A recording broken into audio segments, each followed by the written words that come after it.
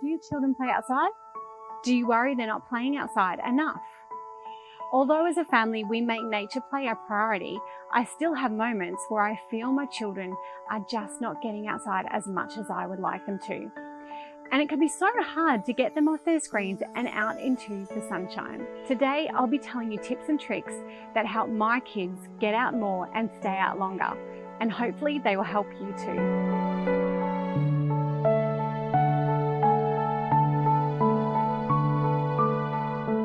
Hi, my name's Penny Whitehouse and I help parents use nature play to create a happier, healthier childhood for your kids.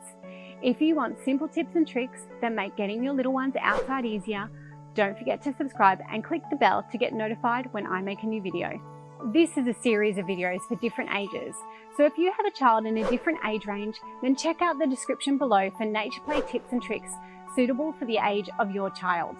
There are so many times when we've had days of rain or days of extreme heat and we just haven't gone outside as much as I would like. I start to feel incredibly guilty and then all of a sudden I get really motivated to go out. But my children, occasionally are less than enthusiastic. Thankfully at this age it isn't too hard to convince them out. Stay tuned until the end because I'll give you some activity ideas that will help getting your kids outside today.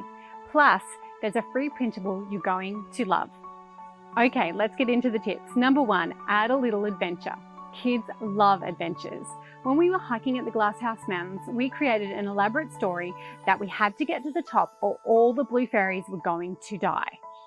I know, a little bit morbid, right? But that was what they wanted to do. That was their choice.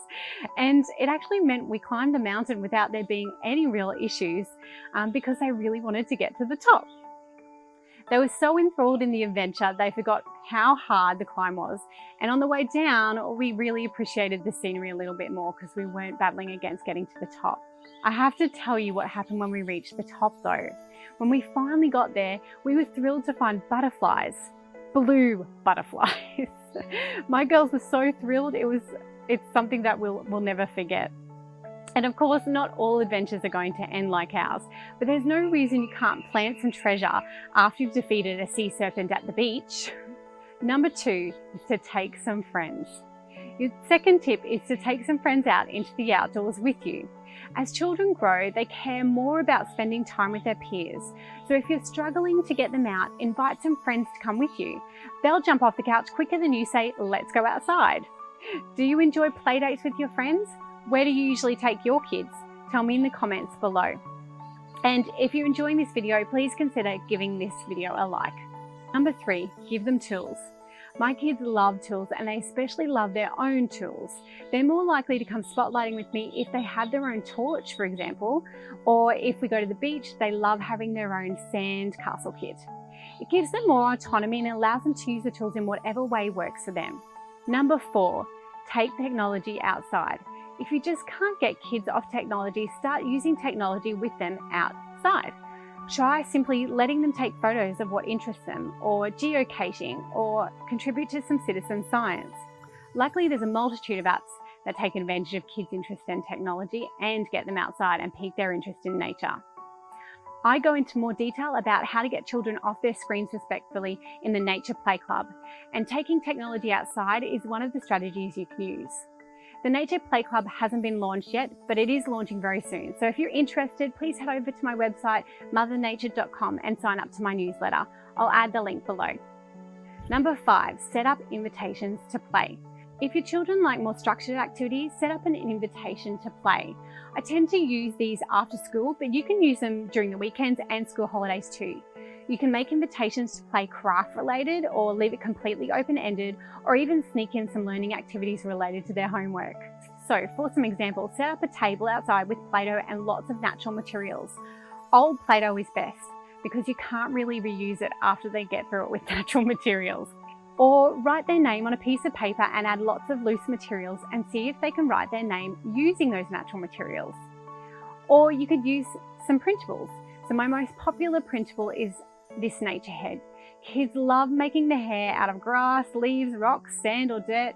Every creation that has been shared with me on Instagram is unique and gorgeous. It just brings me so much delight. I've seen nose rings and beards, all sorts of creatures as well been added to this face.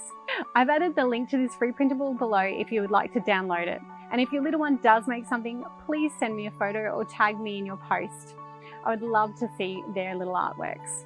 I think parents secretly enjoy making their own versions too. Okay, last but not least, what are some easy activities you can try with your children today? Scavenger hunts. Children will love scavenger hunts at this age. I have a few free and paid resources on my website if you're looking for some tried and tested options. I'll link to those below.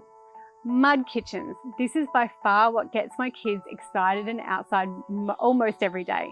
What is a mud kitchen though? Well, it can be as simple or as extravagant as you like. Ours is just a kitchen sink with lots of secondhand baking utensils, plus some dirt and sand. And they get some things around, our backyard as well to add in. It's open-ended, good old-fashioned play, and kids simply love baking their own mud pies. Let me know in the comments if you would like me to do a video that's all about mud kitchens. Hikes. Now that your kids are a little older, they're ready to go on hikes, and it's a great idea to introduce them to this early. Despite our story about climbing a mountain, we don't often do really big hikes that take us most of the day. We tend to go to our local nature reserve and take short strolls regularly.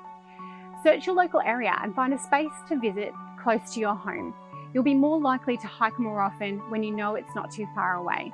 Adding tools like adding magnifying glasses and binoculars will help add some extra excitement to your trip too. So when you next get frustrated about the amount of time your kids are spending indoors, try these simple tips and tricks and suggested activities.